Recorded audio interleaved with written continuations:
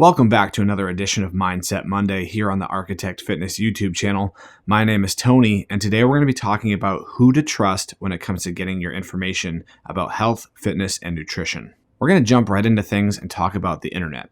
Now, the internet has been both a blessing and a curse for fitness and nutrition. On one hand, you have an almost infinite amount of information at your disposal, but on the other hand, there's a lot of misinformation to have to sift through. And I see time and time again, people wasting their time, effort, and money on things that aren't going to work. Prior to the internet and social media platforms like YouTube, Instagram, and Facebook, the way a personal trainer or fitness coach would make money is they would go to college or study on their own to become a certified trainer, and then they'd begin working at a facility, usually shadowing a more experienced coach before taking on clients of their own. After a time, they would build up a client base, which would not be possible if they weren't good at what they were doing. Of course, every industry has their snake oil salesmen and their con artists, and the fitness industry was no different even prior to the internet. The biggest change is, back in the day, these people had to go door to door to get in front of you. Now they have a platform via social media on Instagram, YouTube, Facebook, Snapchat, Twitter, the list goes on and on. Now anyone with a smartphone, a Facebook account, and with a little money to spend can get their product in front of you and into your newsfeed. What you often see happening now is people leapfrogging or trying to leapfrog that process of gaining experience, working with a number of clients, and building their client base over time. Now we have coaches trying to make lots of passive income by having a huge YouTube following or huge Instagram following that haven't really paid their dues and gained the experience that they need to gain to be an effective coach. Now this brings up an obvious question. Wouldn't the cream still rise to the top? Wouldn't the people who are best at their job still become the most successful, and it would weed out the people that aren't good at their job?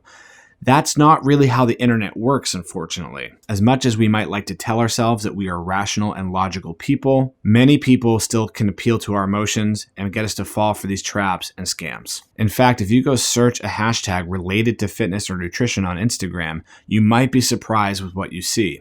A lot of times you're going to find people making somewhat valid points about fitness and nutrition in the body of text accompanying their image, but what is the image? It's a scantily clad man or scantily clad woman in a provocative pose because they know that's what's going to grab your attention. That's what people fall for. If you're a young woman that has a little bit of weight to lose and you want to feel more confident in yourself, and you see this woman on Instagram that's scantily clad and looks really good in a bathing suit, you're going to be more apt to follow her because you want to look like her. On the flip side, if you're a guy, you might want to follow her because you're like, hey, I really like looking at this person and she posts provocative photos and I like to look at them. And that applies for men as well. Guys want to look good, they want to look ripped, and they see another guy that looks the way that they want to look and they think this person must know what they're doing, I'm going to follow them. And women might say, I really like the way this person looks, and they post nice pictures of themselves without a shirt on. I want to follow this person for that reason. And that is kind of how people build this social media clout. Almost no one looks as good at 30 as they did at 20, at 40 as they did at 30, and at 50 as they did at 40. I began my personal training career in 2005. From an aesthetic standpoint, I was arguably in the quote-unquote best shape of my life. But when I look back at how I trained people in 2005 compared to how I train people in 2019, it is a night and day difference. In fact, sometimes I look back to 2005 and some of the things I had people do, and I absolutely cringe and think, what was I doing? Over a year ago, when I was over 300 pounds body weight, I was in the absolute worst shape of my life. And at that point in time, I was also the absolute best coach I've ever been when it came to my coaching knowledge. That's because over the last 14 years, I've continued to learn, I've continued my education, and I've gained experience as a coach working with hundreds, if not thousands of clients with a diverse set of problems to overcome, goals to achieve, and everything else in between that you can think of. Now, these 20-something-year-old new trainers in the game sometimes do feel insecure about their lack of experience and knowledge. So it's not uncommon for them to call out people, particularly other coaches, based on how they look. There's tons of memes floating around about when your personal trainer needs a personal trainer and things of that nature. But here's what you need to know. Number one, everyone benefits from having a coach. One of the analogies I always make is no one asks Bill Belichick of the New England Patriots how many touchdowns he threw last year, because throwing touchdowns is not Bill Belichick's job. That's Tom Brady's job. If you want to know how good a coach is, don't look at the coach. Look at the coach's clients, customers, and athletes. A lot of times, and this does happen more with men than it does with women, so fellas, I'm pointing you out on this one. Guys will come into the gym, check it out, and they'll want to know what my best squat is and what my best deadlift is or what my best snatch was. That does not matter. If I have to lift more than you to earn your respect, that makes no sense. A coach's job is to produce results in clients and athletes. If coaches were limited to only being able to get people to the level they've been to, then everyone's performance would be decreasing decade by decade. Being a coach and being an athlete are two very different things. I am extremely proud of all of the people I have been able to coach well beyond anything I've ever done. That is what a coach's job is. And I'll go back to that Bill Belichick reference. He was not as accomplished of a football player as almost anybody that plays on his roster every year. Doesn't matter. That's because the tools you need to be a successful coach and the tools you need to be a successful athlete or client are two very different things. So, getting back to who you should trust. You should trust well-respected coaches with an impressive resume and portfolio. Here's what you want to look for. Has this person been in the game for a while? Do they have clients that have been with them for a long time? Have those clients made measurable, meaningful progress? And this stuff should not be hard to find. If a coach has produced those results, they're going to be using them in their marketing materials. If you can't find any information about the progress that people have made under a particular coach or trainer, that's probably because there is none. Here's a list of things to be wary of if you're looking for a coach or trainer. Number 1, be wary of anyone that doesn't have a brick and mortar business.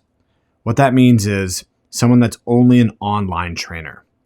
While you can get a benefit from online training and working with a coach virtually or digitally, I don't think it's as good as working with a coach in person.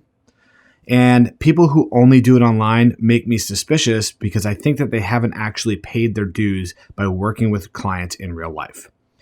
And just like sometimes clients won't get the best benefit by working online, coaches don't learn as much about being coaches by only working with people online. So if someone doesn't have an in-person business or has never worked in person with clients, I'd be very careful with that kind of coach. The second thing I would look out for is gyms or coaches and trainers that have a lot of stock images and media on their website and social media platforms. In other words, are they using video and photos of actual clients for their marketing materials, or are they using stock footage and pictures that they license from a third party? The coaches and gyms that rely heavily on stock footage and other media have probably not produced real-life results with real-life clients. The next thing I would look out for is any coach or gym or program that talks about how fast you're going to get your results. There are a lot of programs, both for fitness and nutrition, that can make quick changes in your body. But do they stick? Are they sustainable? I believe the most recent statistics show that 7 out of 8 people who try to lose weight via diet do lose some weight, but about 70% of those people gain the weight back in the short term, and 95% of them gain that weight back in the long term. So be very careful with anyone trying to sell you on something because it works so quickly. Now, I can tell you as a coach and as a business owner, it's appealing for me to want to sell you on the idea that this is going to happen quickly, because being upfront and honest with you and saying, you know what, this is going to take a lot of hard work and patience isn't very glamorous, and it's not going to really encourage someone to sign on because, let's be honest, we don't really want to have to work that hard. But at the end of the day, I do this job because I want to make a meaningful impact in people's lives, and I can't do that if I'm not being honest with you. So any gym or program whose prime focus is how quickly it works, be very careful with that. The last thing you want to look out for is anyone who's primarily selling a product.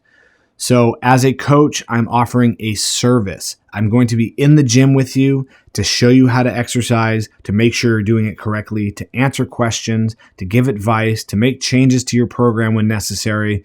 And that's the majority of what you're paying for our service.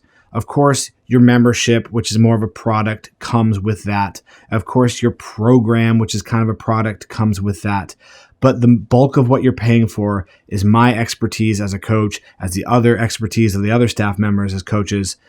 So anyone that's primarily selling a product first, be very careful with that. Some of the more common products you might see are generic fitness templates. Pay $10 and get this 12-week program. Or supplements. Take this supplement and lose 30 pounds in 6 months. Whatever the case is, be very careful with anyone that's selling a product first and foremost. And the reason is good programs are tailored to the individual. So a generic program is not going to do much for you. And also supplements are exactly what they sound like. They supplement a bigger piece. They are a little addition onto you already doing the major things. So if you're not eating right and exercising properly, supplementation is a complete waste of money. And the supplement industry is about 3 times as big as the fitness industry, but most of the supplements on the market are a complete waste of money and don't do a fraction of what they claim to. But before we go any further, I would like to say, you do owe it to yourself and whoever you're paying for coaching to trust the program for a time. One of the absolute worst things you can do is pay a professional for a service, whether it be for fitness, nutrition, or both, and not 100% stick to the plan.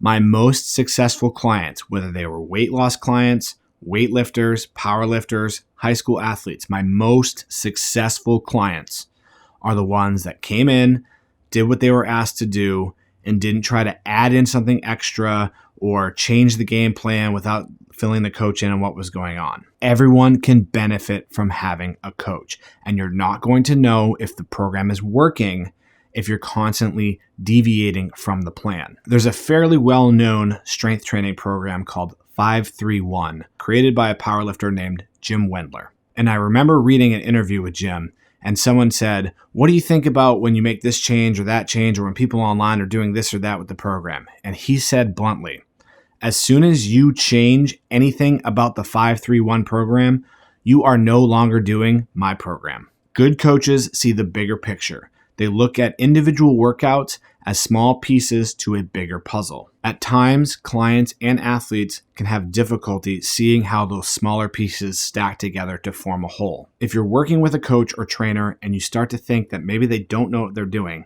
you need to go through a checklist before you make any major changes. Ask yourself, did I honestly give this a reasonable amount of time to work?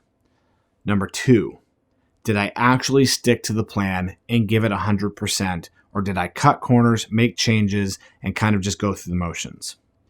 Number 3, am I doing this properly, and have I been communicating with my coach and asking questions about things I'm not sure about? If you did those 3 things and you're not seeing the results that you want, then you should definitely consider working with somebody else. But if you started working with a coach and you've been changing the plan without telling them, or not really doing exactly what you're supposed to be doing, or cutting corners, or you've just been really impatient and you haven't given it an honest amount of time to work, then you're only going to shoot yourself in the foot by trying to make a change. And here's the thing. Even if you're working with someone who's not a great coach, you are not going to know that unless you give what they want you to do an honest try. No one is above having a coach. Michael Jordan had a coach, Larry Bird had a coach, LeBron James has a coach, Tom Brady's got a coach, Joe Montana had a coach, Usain Bolt has a coach. It doesn't really matter what sport or activity you're talking about, all good athletes have coaches. And even if you dig up someone that's an elite athlete that doesn't have a coach, you obviously know that's the exception and not the rule. And I hate to break it to you, but you're not special. So to wrap things up, you have a finite amount of motivation, finances, and time, so make sure that you're spending them wisely and choosing a good coach. Don't fall for someone just because they have thousands of Instagram followers or tens of thousands of YouTube subscribers. Don't fall for a scam just because someone has a big social media influence. Don't fall for a scam just because someone looks good in a bathing suit. And honestly, don't fall for a scam just because your friend is selling a product or a service. There are no shortcuts in this game. If you want to be a good coach, you need the basic understanding of exercise science. You need to pay your dues in the gym and actually go through this stuff in the trenches. And you also have to be really good at listening and understanding of the fact that people have different challenges, different goals. So if you're watching this video, I beg you, please do your research before you hire somebody And once you do, give them an honest try before you get rid of them. I'm Tony for Arkitect Fitness, and this has been another episode of Mindset Monday. We'll see you guys next time.